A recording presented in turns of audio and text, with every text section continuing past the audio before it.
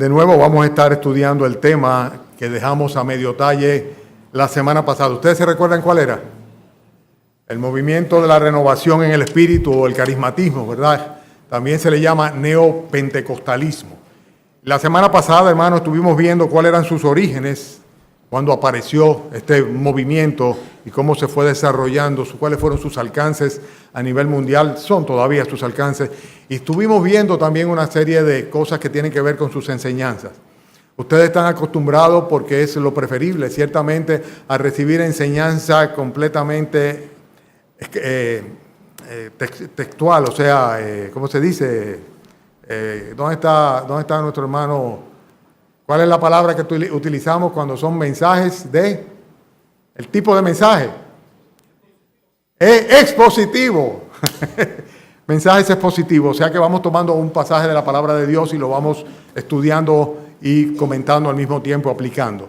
En este caso estamos presentando un mensaje temático, o sea, tenemos un tema que mostrar. Pero el final de este mensaje es precisamente el capítulo 14 de Primera de Corintios. Ustedes recuerdan que hemos estado estudiando Primera de Corintios, ya hemos visto los primeros 13 capítulos y ahora nos correspondería el capítulo 14.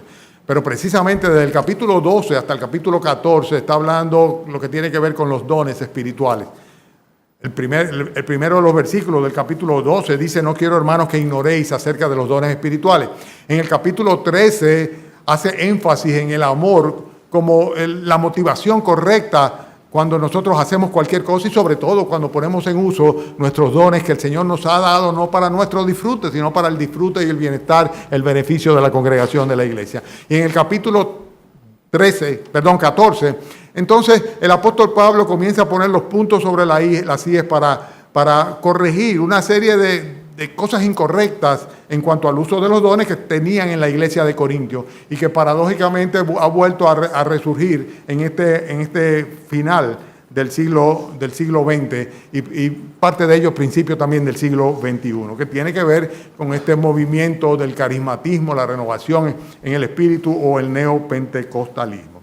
Hoy vamos a analizar primeramente, ¿cuáles son las señales visibles de este movimiento? O sea, lo que se ve delante de los ojos, lo que se proyecta de él. Después de esto vamos a ver lo que tiene que ver en sí con los dones espirituales, lo cual ya vimos en el capítulo 12, ¿verdad? Pero vamos a tratar de resumir o puntualizar algunas cosas en cuanto a eso. Y finalmente, en el capítulo 14 vamos a estudiar el don de lengua. Entonces, como el tiempo ha ido corriendo y como yo sé que muchos de ustedes pues están locos por irse a comer. No, todavía no, son las 12, nada más, 12:15, ¿verdad? Lo que vamos a hacer es lo siguiente, hermanos. Yo no voy a darle todo el material que tengo hoy en la mañana, sino que hoy en la mañana vamos a ver lo que tiene que ver con las señales visibles y con los dones espirituales. Y esta noche, en el culto de las 6:30, vengan porque vamos a concluir el tema estudiando el capítulo 14 de Primera de Corintios. O sea, que esta noche es que vamos a hablar específicamente del don de lengua para los de ustedes que quieren completar la secuencia de mensajes y que quieren también estar al día en cuanto a lo que la palabra de Dios dice respecto al don de lengua. ¿Estamos claros? Entonces, el mensaje comienza ahora y termina en el culto de esta noche. Esta noche tenemos también Santa Cena, o sea que yo espero tener la iglesia completa aquí. Salvo que sea que por algún motivo usted no pueda venir, pues no se lo pierde esta noche. Porque esta noche es la conclusión de lo que voy a comenzar en breve aquí. ¿De acuerdo? Bueno, de lo que comenzamos la semana pasada, mejor dicho. Bien, ahora sí, por favor, acompáñenme a orar en su sitio. Padre, damos gracias, Señor, por la oportunidad que nos concede de ser instruidos en tu palabra, Señor. Concede que mis labios, Señor, sean fieles a ella. Y, Padre, lléname de tu Santo Espíritu para que yo pueda, Señor, con plena libertad, Señor, dirigirme a mis hermanos de parte tuya, Señor. Te lo pido en el nombre de Cristo Jesús. Amén. Amén. Bien, hermano. Este movimiento del carismatismo, el neopentecostalismo, la renovación en el espíritu, tiene una serie de señales que nosotros las estamos viendo todavía en nuestros días. Si bien ya no se cantaletean tanto, pero sin embargo tuvimos hace poco nosotros acá, inclusive a un señor brujo que vino de no sé qué sitio. Yo le llamo brujo, él se llamaba a sí mismo apóstol o pastor, ¿verdad? Y en nuestra propia ciudad tenemos cantidad de apóstoles y pastores que están haciendo milagros y haciendo exorcismos y haciendo una cantidad de cosas supuestamente como consecuencia de la presencia del Espíritu Santo en sus vidas. Estas son las cosas que ellos le llaman que son señales visibles de la manifestación del Espíritu Santo. Pero la palabra de Dios no nos manda a estar evidenciando con señales y milagros y portentos la presencia del Espíritu Santo en nuestras vidas. La palabra de Dios lo que nos dice en 1 Tesalonicenses capítulo 5 versículo 19 es que tenemos que tener mucho cuidado de no apagar al Espíritu Santo.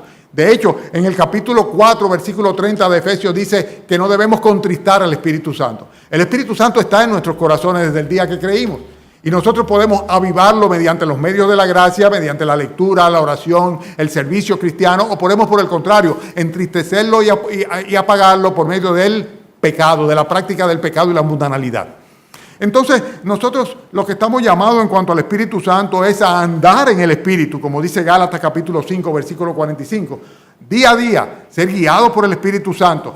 Nos invita inclusive la palabra de Dios a orar en el Espíritu Santo. Judas capítulo 20. Y sin lugar a dudas que Efesios capítulo 5 enfatiza que nosotros no debemos dejarnos controlar por nada que no sea por el Espíritu Santo. Cuando dice, no os embriaguéis con vino en lo cual hay disolución, antes bien sed llenos del Espíritu Santo. O sea que nosotros tenemos el reto en cuanto al Espíritu Santo, no de estar manifestando o pretendiendo o queriendo hacer portentos, milagros, sanidades y todas esas cosas que espectacularmente atraen a multitudes que no tienen el Espíritu y que no son de Dios, engañados muchas veces para ser manipulados, para medrar con ellos, para sacarle provecho económico, sino que nosotros lo que estamos es llamados a dejar que el Espíritu Santo llene nuestros corazones, llene nuestras mentes, llene nuestro ser, dirija nuestras vidas y guarde nuestros pasos. Y para esto, evidentemente, tenemos que ser llenos de la gracia y del favor de Dios. Tenemos que utilizar cada uno de los medios de gracia que el Señor pone a nuestro alcance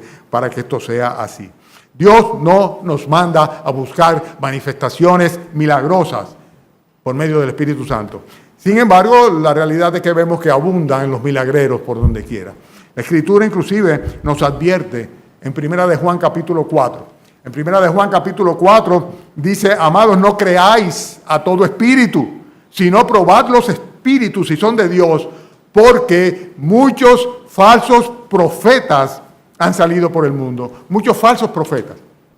Y si eso lo escribe el apóstol Juan en el primer siglo de la era cristiana, imagínense luego de 20 siglos la cantidad de farsantes que han aparecido por ahí y que todavía hoy día pues pretenden tener poderes especiales dados por Dios para producir estos milagros y estos portentos. Dice, son falsos profetas y tengan mucho cuidado porque eventualmente estos portentos y estos milagros que hacen no lo están haciendo como fruto o consecuencia de la influencia del Espíritu Santo en ellos, sino por la influencia de Satanás, el cual engaña mediante prodigios y milagros engañosos. La Escritura también nos advierte en cuanto a eso. Marcos capítulo 13, versículo 22. Yo digo la cita porque como todo esto se graba, por si después ustedes quieren volver a ellos. Marcos capítulo 13, versículos 22 y 23. El mismo Señor Jesucristo nos advirtió a sus discípulos, nos advierte a nosotros que se levantarían falsos cristos y falsos profetas y que harían señales y prodigios para engañar si fuera posible aún a los escogidos, o sea, aún a los de Él, cosa que realmente no debe ser y no es posible. Dice el Señor Jesucristo, más mirad, os lo he dicho antes. O sea, en otras palabras, el Señor nos dice, abran los ojos, porque van a aparecer muchas de estas personas que van a decir, no, yo tengo el poder de Dios, o yo soy el Cristo, o yo represento a Cristo, yo soy un profeta de Cristo. Dicen, mucho cuidado, no le creáis absolutamente, porque serán falsos profetas, falsos prodigios y falsas señales. Ahora, hay un texto que es el que normalmente utilizan aquellos que promueven el uso del don de lengua, los milagros, las sanidades, las profecías, las nuevas revelaciones, traer nuevas revelaciones mediante profecías, ¿verdad? Y es el texto que está en Marcos capítulo 16, versículos 15 al 18. Búsquenlo, hermanos. Marcos capítulo 16, versículos 15 al 18. Vamos a ver este texto, que es el que normalmente utilizan, con el que te argumentan. Y dicen, pero miren lo que dice la Biblia aquí. Lo que pasa, pastor, es que ustedes en esa iglesia son muy cuajados, son muy aburridos, son personas que no tienen el gozo del Espíritu Santo. No tiene nada que ver una cosa con la otra. No tiene nada que ver. Miren que lo que dice Marcos capítulo 16, versículo 15. El Señor les dice, id por el mundo y predicad el evangelio a toda criatura. El que creyere y fuere bautizado será salvo, mas el que no creyere será condenado. Y estas señales seguirán a los que creen. En mi nombre echarán fuera demonios, hablarán nuevas lenguas, tomarán en las manos serpientes, y si bebieren cosa mortífera, no les hará daño. Sobre los enfermos pondrán sus manos y sanarán. Bueno, ¿puedo yo denegar lo que la palabra de Dios dice? Lo que el mismo Señor le dijo a sus discípulos que sucedería. De ninguna manera. Nunca, jamás se me ocurre a mí negar lo que la palabra de Dios dice. Pero el punto está que esto fue una realidad, pero para la comunidad apostólica en los primeros años de la iglesia y no en los 20 siglos posteriores a este.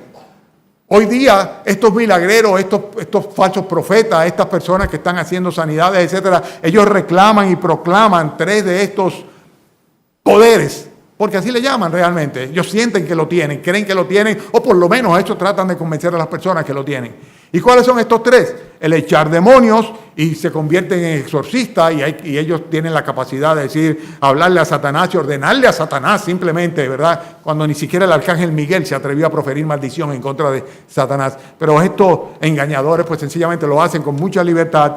El otro que reclaman tener es el poder hablar en lenguas, y vamos a ver lo que es hablar en lengua esta noche precisamente, ¿verdad? Viendo lo que dice el capítulo 14. Y entonces el otro poder, que es el que más exhiben y el que trae multitudes y multitudes y multitudes, es el mismo que el Señor Jesucristo sí en realidad tenía en su condición de Dios, y que tuvieron los apóstoles también en su condición de aquellos que pusieron el fundamento de la iglesia, ¿verdad? Y fue el don de sanación, o el poder para transmitir de parte del Señor la sanidad en aquellos que estaban enfermos. Pero, qué interesante, que las señales no son 3, son 5 señales diferentes. O sea, dice, en mi nombre echarán fuera demonios, ese es uno. Ellos dicen, sí, eso lo hacemos. En mi nombre hablarán nuevas lenguas, sí, lo hacemos. Pero después dice, versículo 18, tomarán en las manos serpientes, y si bebieren cosa mortífera, no les hará daño. Con eso no juegan, ¿no? Ni cogen serpientes, ni se beben ningún veneno, ¿verdad? Eso no pretenden hacerlo de ninguna manera, ¿verdad? Y lógicamente, yo impongo mis manos, ¿verdad? Y el poder de Dios se transmite a través de mis manos, y entonces se levantan los enfermos y se sanan los enfermos. Bueno, hay mucho que hablar en cuanto a esto. Pero, hermanos, no podemos validar solamente una parte de lo que la palabra de Dios dice o el Señor enseña. O validamos los 5 o no validamos ninguno. Lo que sucede es que realmente hay una serie de características de la época apostólica que son exclusivas de la época apostólica, o sea, de los primeros años del cristianismo, cuando se estaban cimentando las bases para la doctrina de la iglesia, la doctrina neotestamentaria, o sea, para el nuevo pacto, el pacto de Dios, el nuevo pacto en la sangre de nuestro Señor Jesucristo. Los apóstoles, que eran personas del vulgo, pescadores algunos de ellos, trabajadores, personas que no tenían ninguna preparación ni conocimiento, pues ellos fueron, por así decirlo, atestiguados en su calidad de apóstolos, mensajeros, profetas del Señor Jesucristo, mediante precisamente estos poderes, estas señales y estos milagros. Es interesante, como dice en 2 de Corintios el propio apóstol Pablo, el cual sí tenía mucha preparación, pero fue un perseguidor de la iglesia originalmente. Y en el capítulo 12 de 2 de Corintios, versículo 12, él dice, las señales de apóstoles han sido hechas entre vosotros en toda paciencia por señales, prodigios y milagros. Y está hablando de él mismo. Él está presentando una apología, una defensa de su ministerio apostólica, y está diciendo, a pesar de que yo no soy digno de ser llamado apóstol de Jesucristo, ¿verdad? Porque yo aparecí al final como un abortivo, ¿verdad? Dice, sin embargo, dice, por la misericordia de Dios soy lo que soy.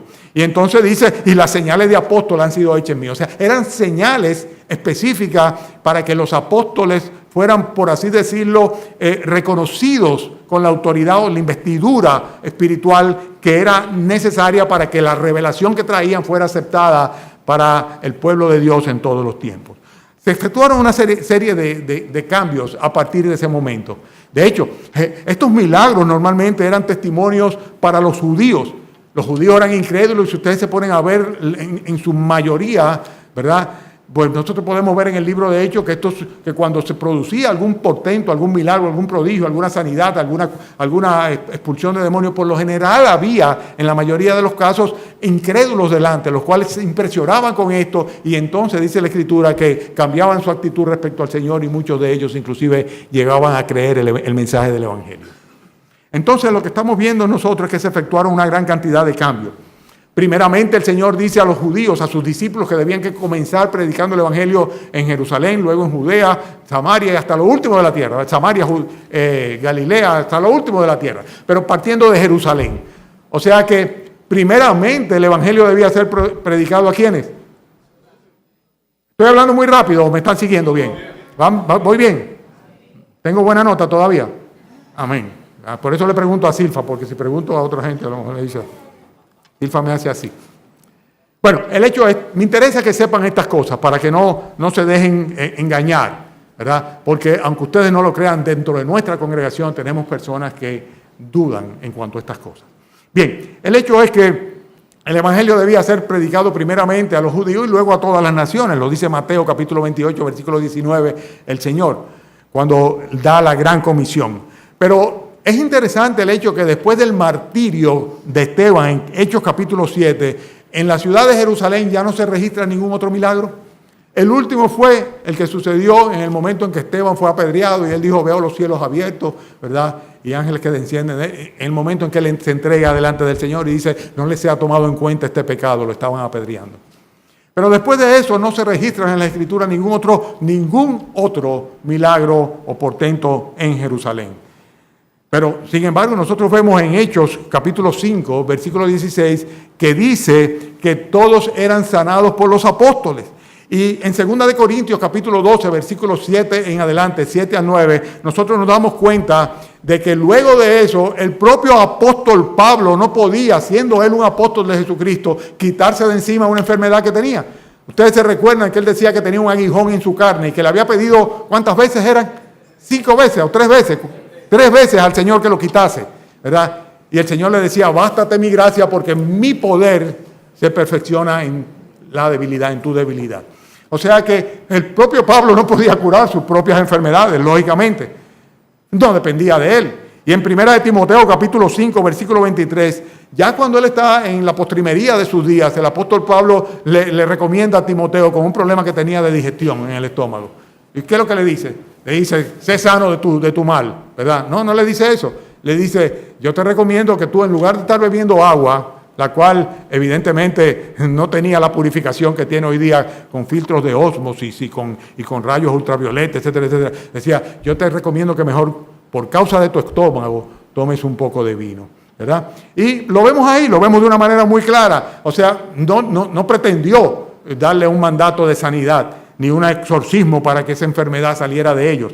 En 2 Timoteo capítulo 4, versículo 20, ya cuando también está terminando su vida, Pablo le dice a sus discípulos en esta carta de 2 Timoteo, a su discípulo Timoteo, le dice de un hermano que también había estado acompañándole a él durante su viaje misionero, un tal Trófimo. ¿Les gusta el nombre? Para cualquiera de sus hijos, Trófimo, ¿verdad? Un bendito del Señor, Trófimo, ¿verdad? Pues, ¿y qué le dice de Trófimo? Dice, a Trófimo lo dejé enfermo, le escribe a Timoteo y dice, a Trófimo lo dejé enfermo en Mileto. Ajá, ¿y por qué no lo sanó? Su discípulo, su compañero de viaje, su amado hijo en la fe también. Entonces lo que vemos nosotros realmente es que se efectuaron una serie de cambios. Originalmente los apóstoles tenían tal poder que dice que Pedro pasaba y aún la sombra que le tocaban con su manto, pues sencillamente los enfermos sanaban. El Señor estaba estableciendo la autoridad apostólica sobre la revelación bíblica que vendría a establecer el fundamento de la doctrina de la iglesia.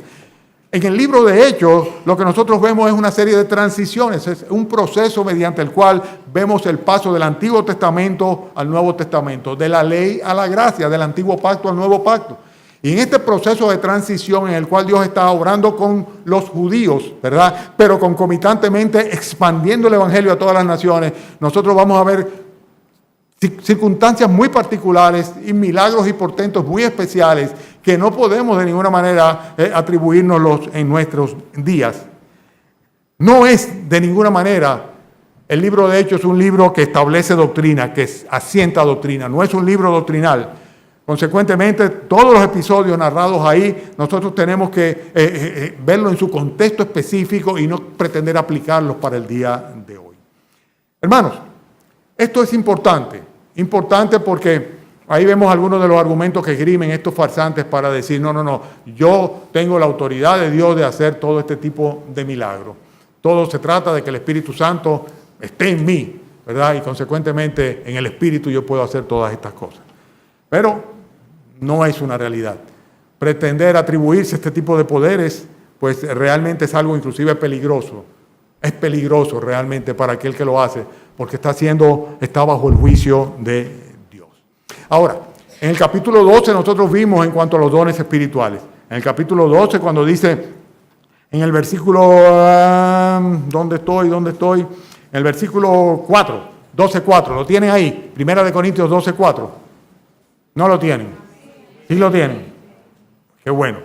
Dice, ahora bien, hay diversidad de dones, pero el Espíritu es el mismo. Hay diversidad de ministerios, pero el Señor es el mismo. Hay diversidad de operaciones, pero Dios, el que hace todas las cosas en todos, es Él mismo. O sea que ciertamente hay dones espirituales, hay ministerios mediante los cuales se ejercen estos dones para beneficio de la iglesia y hay formas distintas, operaciones diferentes como el Señor obra.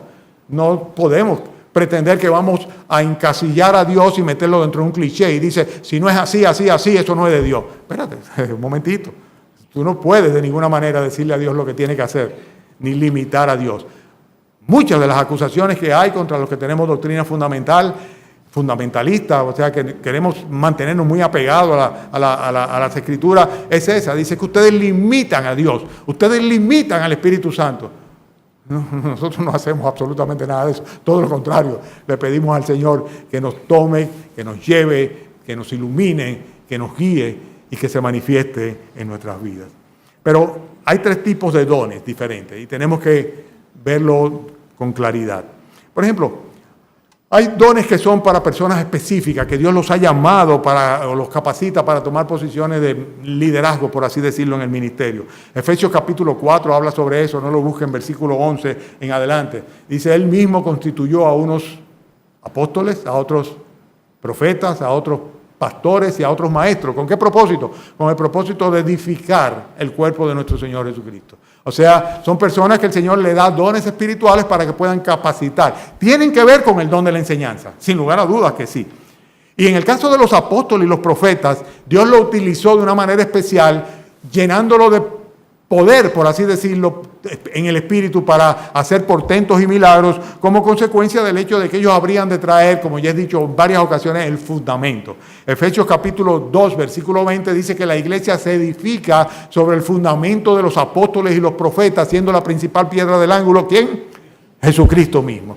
O sea, pero el cimiento, la zapata de toda la estructura doctrinal de lo que es la iglesia de nuestro Señor Jesucristo la trajeron los apóstoles. Y ellos mismos profetizaron en este sentido, junto con otros más. Y lo podemos ver nosotros de una manera clara en el Nuevo Testamento. Pero esto es un tipo de dones. El don que Dios le da a personas particulares con propósitos, por lo general, de manifestar didácticamente cuál es su voluntad, traernos su palabra y su revelación en el Nuevo Testamento. Pero hay una serie de dones que es dada a la iglesia y que son dones permanentes, que están en medio de nosotros. Y que lo triste del caso es que iglesias como nosotros, y tal vez por eso los hermanos pentecostales nos señalan, no hacemos uso de los dones espirituales que tenemos. Eso es lo triste del caso, que lo tenemos, pero muchos ignoramos porque no nos esforzamos en identificar cuál es nuestro don para ponerlo al servicio de la iglesia del Señor Jesucristo y a la causa del Evangelio. Y en este sentido hay una gran cantidad de dones, los cuales hemos leído aquí, o podemos leerlo en este mismo Romanos capítulo 12, en el versículo 4, del versículo 7 en adelante, cuando dice, Primera de Corintios capítulo 12, donde estábamos leyendo, dice, pero a cada uno le es dada la manifestación del Espíritu para provecho, porque a estoy hablando muy rápido, no, estoy bien. Porque a este es dada por el Espíritu palabra de sabiduría, a otro palabra de ciencia según el mismo Espíritu, a otro fe por el mismo Espíritu, a otros dones de sanidades por el mismo Espíritu, a otro hacer milagros, a otro profecía, discernimiento de espíritu, diversos géneros de lengua, otra interpretación de lengua. Pero, versículo 11, Todas estas cosas las hace uno y el mismo Espíritu repartiendo a cada uno en particular como Él quiere. Estos son dones que Dios trae a la iglesia para la edificación de la iglesia. Pero sin embargo, dentro de esos dones hay algunos que son permanentes y otros que son temporales. Hay algunos que son permanentes y otros que son temporales. En los dones temporales, sin lugar a duda, tenemos que incluir a los milagros, tenemos que incluir las sanidades y tenemos que incluir el don de lengua y la interpretación de lengua. Y nosotros vemos que están mencionados dentro de la misma lista. Y vamos a argumentar esto a partir de este momento, hermano. ¿Por qué esos dones cesaron? Es la posición cesacionista de que hubo dones que Dios dio a la iglesia en un momento dado con propósito específico, pero que pasado esa época, pues sencillamente estos dones cesaron. Bueno, a los romanos, el apóstol Pablo no tuvo que aclararle mucho. En Romanos también el Señor hace todo un listado de cuáles son los dones espirituales, incluye otros adicionales también. Pero en el caso de los romanos como de los corintios, ellos venían de prácticas paganas.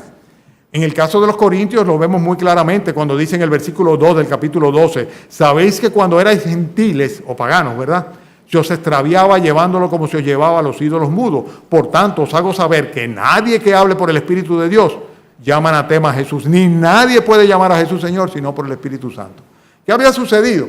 Había sucedido en la iglesia de Corintios, una iglesia con muchos dones, pero con mucha carnalidad, que sencillamente una iglesia donde competían, donde cada quien quería ser el más espiritual y el que más poderes tenía, ¿verdad? Pues sencillamente había sucedido que habían llegado a un punto tal en el cual su permeabilidad le había llevado inclusive a maldecir al Señor Jesucristo, supuestamente en una llenura de la presencia del Espíritu Santo. Y el apóstol Pablo lo está corrigiendo, dice, eso no es posible. Nadie puede de ninguna manera en el Espíritu Santo, lleno del Espíritu Santo, maldecir al Señor Jesucristo, como tampoco le puede llamar Señor realmente si no lo es, si no se ha convertido al Señor Jesucristo.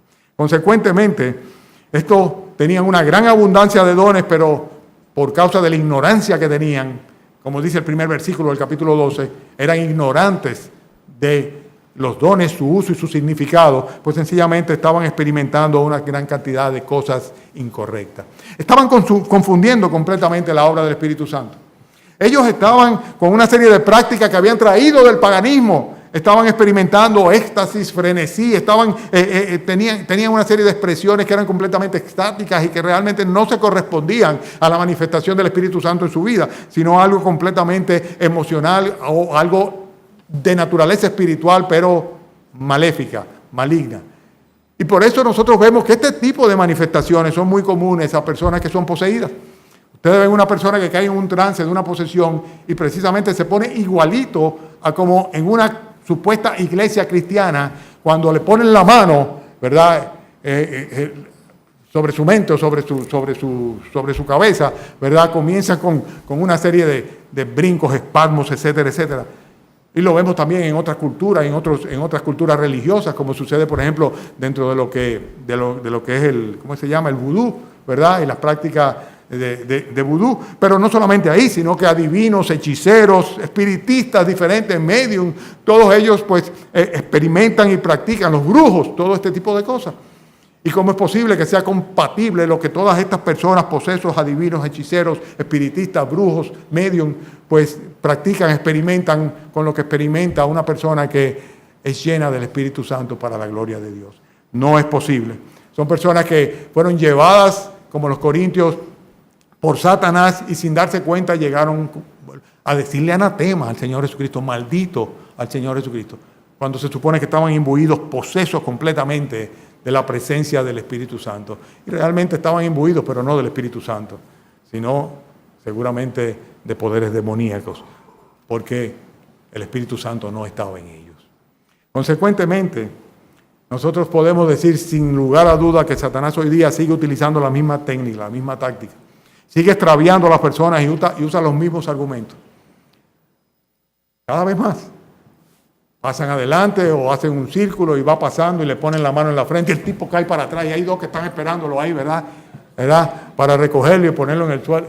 Y lo grande del caso es que si ustedes en televisión española hay un programa que se llama Hipnotízame, que hacen exactamente lo mismo, ¿verdad? Y ponen a las personas a hacer cosas distinta, bajo un estado de hipnosis absoluto y total. Ellos no pretenden hacerlo por el Espíritu Santo, ni mucho menos, ¿verdad? Sino simplemente es una persona que es un hipnotista y lleva a cabo esto como una manera de entretenimiento para el público y nos llega a nosotros por la televisión. Hay personas como, voy a poner algunos nombres, Benijín, como Cassius Luna, como Maldonado, Guillermo Maldonado, que se han hecho muy famosos, tienen grandes iglesias, los vemos que lo ponen por aquí también en la televisión, ¿verdad?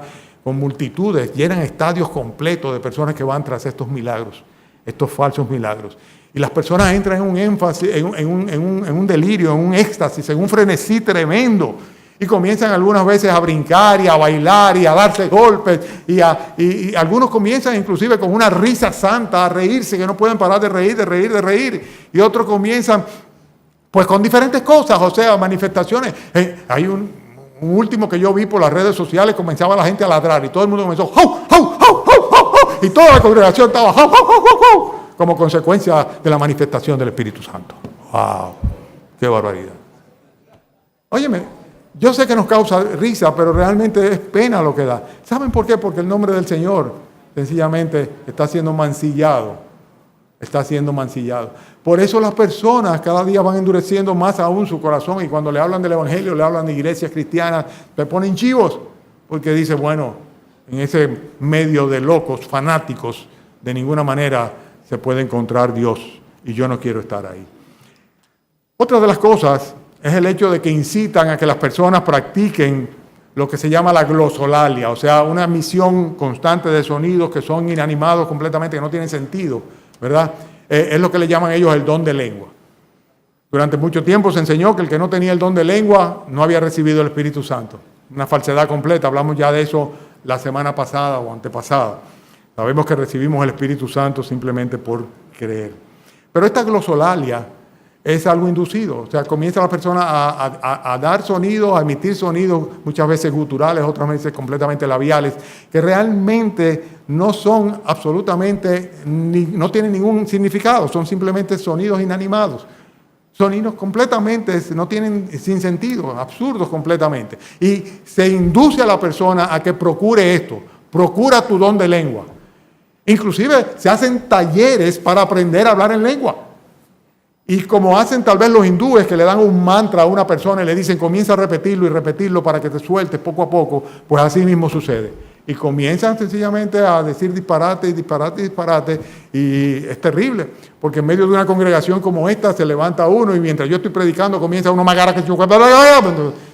Y tú dices, pero ven acá, ¿qué relajo es este? ¿Qué desastre es este? Él no sabe lo que está diciendo y muchas veces dicen que personas que han estado presentes se dan cuenta que han sido invocaciones a demonios, porque han hablado no solamente en idiomas sin sentido, sino que en otras ocasiones sí lo hacen con idiomas inteligibles. El hecho es que los mormones practican el don de lengua, los hindúes practican el don de lengua, los hindúes son politeístas, tienen miles de dioses y practican el don de lengua. Los mormones tienen su propia Biblia, su propia revelación, no son cristianos y practican el don de lengua también, ¿verdad?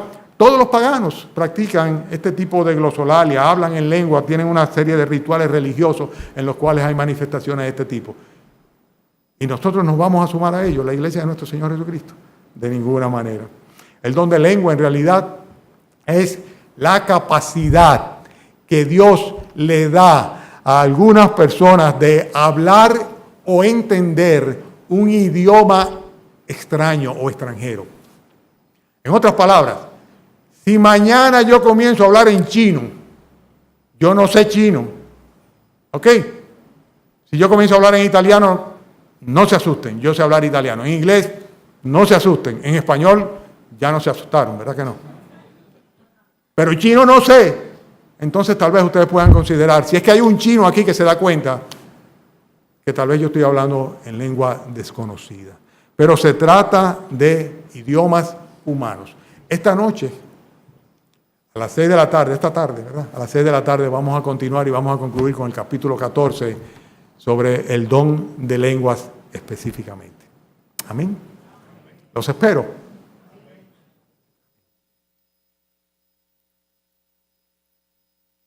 Vamos a inclinar nuestros rostros y vamos ahora.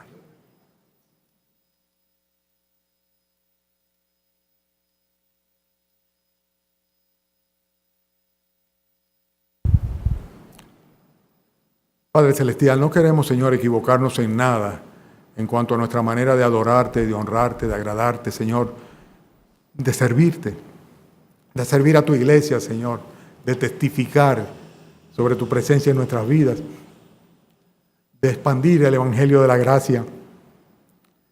Oh, Señor, no queremos equivocarnos. Por eso, Señor, estos temas tú nos los traes en tu palabra y nosotros como iglesia debemos verlos, Señor, y revisarlos y traerlos una y otra vez para que cada generación, Señor, se percate de estos riesgos que hay y pueda discernir con claridad cuáles espíritus son de parte tuya y cuáles no, Señor, y de esta manera desenmascarar a aquellos que son farsantes, Señor. Padre, te doy gracias, Señor, porque ya desde hace tantos años, Señor, nos permitiste a mí, a mi esposa y a otros hermanos, Señor, conocer la sana doctrina, la verdad, Señor.